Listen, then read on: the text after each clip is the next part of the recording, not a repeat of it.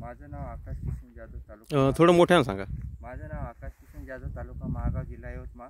हां आम्ही विनोद मेनच्या शेतामध्ये आलेलो आहे. हां आणि उटीला आलेला आहे. हा हळदीचा प्लॉट आहे 3.5 एकर. हां आणि आम्ही बेनाने आलो आहे इथून. आणि हा 3.5 एकरमध्ये 700 ते 800 क्विंटल माल निघाला आहे. अजून 2 दिवस चालूच आहे.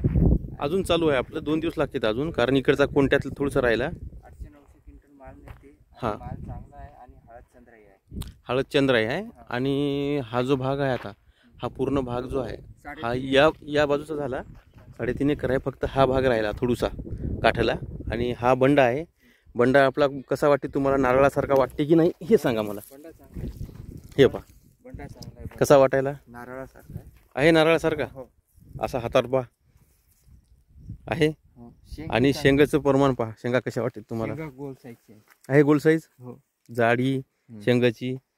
आणि अशी म्हणजे तुम्ही अशी हळद चंद्राईसारखी तुम्ही कुठं बघितली का आम्ही आतापर्यंत? कुठे. आणि विशेष म्हणजे या हळदीचं वैशिष्ट्य तुम्हाला सांगतो, याला घट कमी आहे. म्हणजे 100 किलो जर उकळली तर आपल्याला 22, 24, 25 पर्यंत वाळलेली मिळते. आणि विशेष म्हणजे मिऱ्या पडत नाही, गोल राहते, कांडी लांब राहते.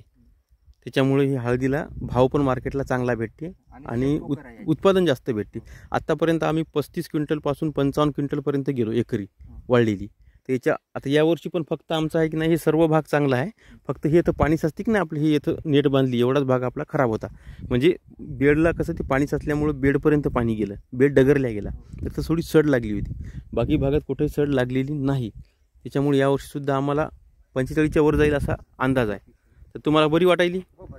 तर ही आहे हळद चंद्राई.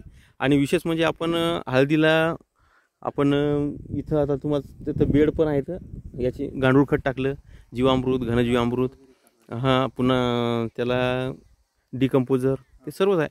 त्याचा सर्वाचा वापर करायचा, जेणेकरून आपल्याच्यात जीवाणू जिवंत राहिली पाहिजे. तर अशा प्रकारे आहे. बाकी समाधानी.